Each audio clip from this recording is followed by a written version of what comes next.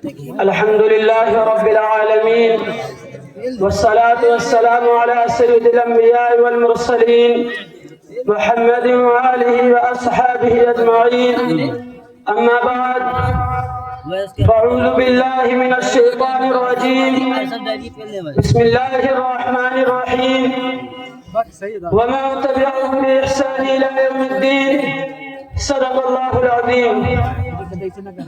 سامعین کرام، یہ میرے لیے بڑی سعادت و خوش نصیبی کا مقام ہے کہ آج اس بزم میں تحریک آزادی علماء دیوبند کے کردار کے موضوع پر لب کشائی کی جسارت کر رہا ہوں.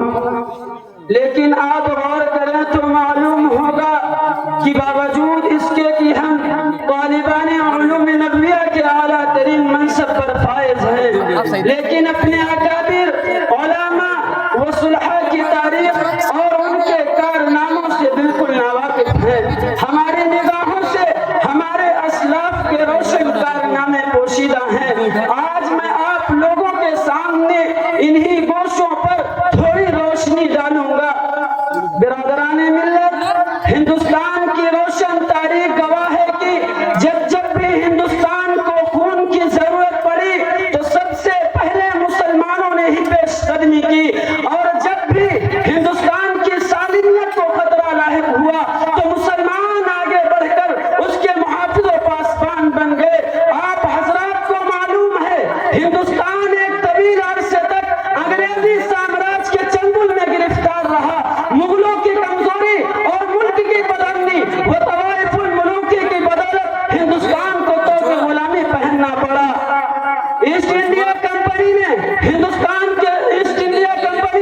زبردست سازش کر کے ہندوستان پر قبضہ کر لیا تھا اور یہاں کی آزاد خود مختار حکومت و عوام کو اپنا محکوم اور غلام بنا لیا تھا. میں اس طویل تاریخ کے چکر میں نہیں پڑوں گا. اگر آپ کو زیادہ شوق ہے تو خود ہی تاریخ کا مطالعہ کر لیجئے.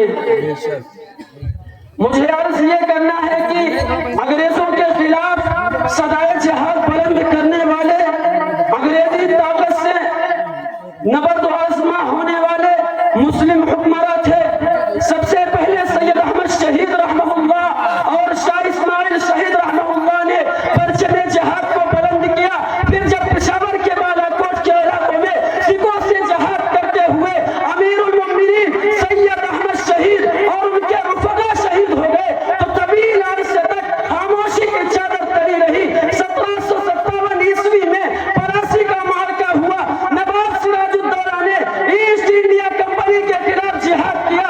میر جعفر کے غداری کے باعث فتح شکست سے بدل گئی. ٹیپو سلطان کی شہادت نے ہندوستان کی آزادی پر سیاہی پھیر دی. پیدر کی ناکامیوں کے بعد اب ایک اور جماعت آگے بڑھتی ہے.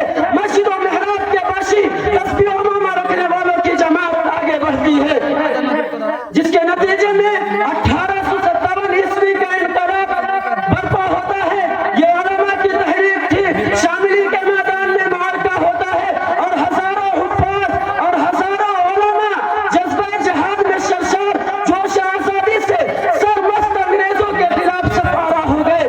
آخر مغل تاجدار بہادر شاہ ظفر کی بادشاہت پر متفق یہ جماعت دیش کو اپنے لہو کا خراج کرنے کے لیے آگے بڑھی، مگر مشیت الہی کو تو کچھ اور ہی منظور تھا. لہذا یہ انقلاب بھی ناکام ہو گیا. مغل تاجدار بہادر شاہ ظفر کو گرفتار کر کے رنگون روانہ کر دیا گیا. برادران ملت، تاریخ طویل اور وقت کم ہے، مگر سنیے کیا ہوتا ہے. 1857 عیسوی کے بعد ایک دور کا اختتام ہوتا ہے تو دوسرے نئے دور کا آغاز ہوتا ہے. 1857 عیسوی کے خونی انقلاب کے بعد مسلمانوں پر مصائب و آلام کے جو پہاڑ توڑے گئے، زوال و انحطاط کی کیفیت ان پر طاری ہوئی. اس سے ان کے وجود کو خطرہ لاحق ہو گیا اور دین و مذہب کی بقا کا مسئلہ پیدا ہو گیا تھا.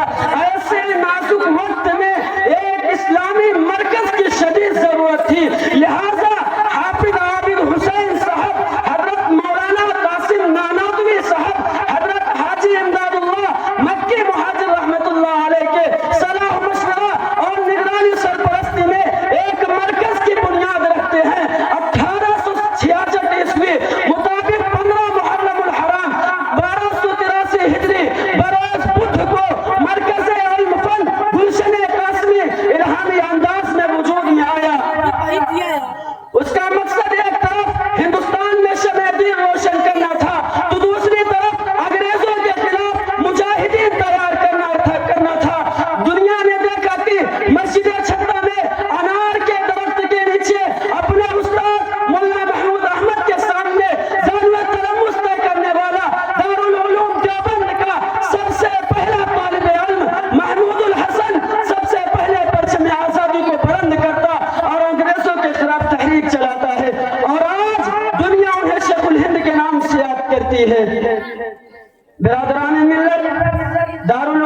دیوبند سے حضرت شیخ الہند رحمت اللہ علیہ نے جو تحریک شروع کی تھی وہ مارکا بالاکوٹ انقلاب 1857 کے بعد تیسری سب سے بڑی تحریک تھی.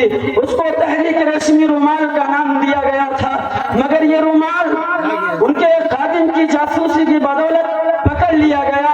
شیخ الہند رحمت اللہ علیہ نے جمعیت الانصار کے نام سے دارالعلوم دیوبند میں ایک جماعت قائم کی اور مولانا عبید اللہ سندھی اس کے ناظم تھے، جو ایک سیاسی تحریک چلانے والی آزادی کا نعرہ بلند کرنے والی جماعت تھی.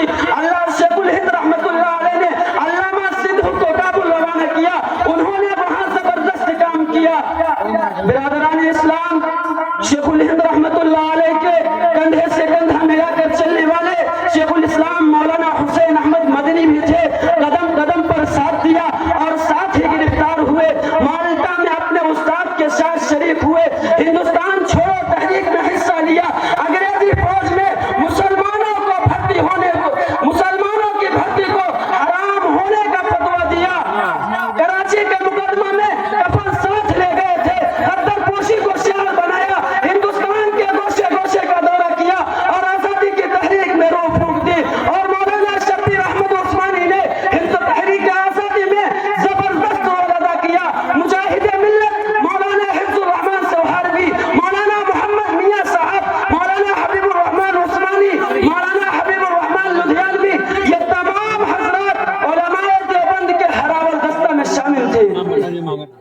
برادران ملت، آخر میں یہی کہوں گا کہ قلت وقت کے باعث علماء دیوبند کے کارناموں کو کما حق بیان نہ کر سکا، مگر اتنا ہی کہنا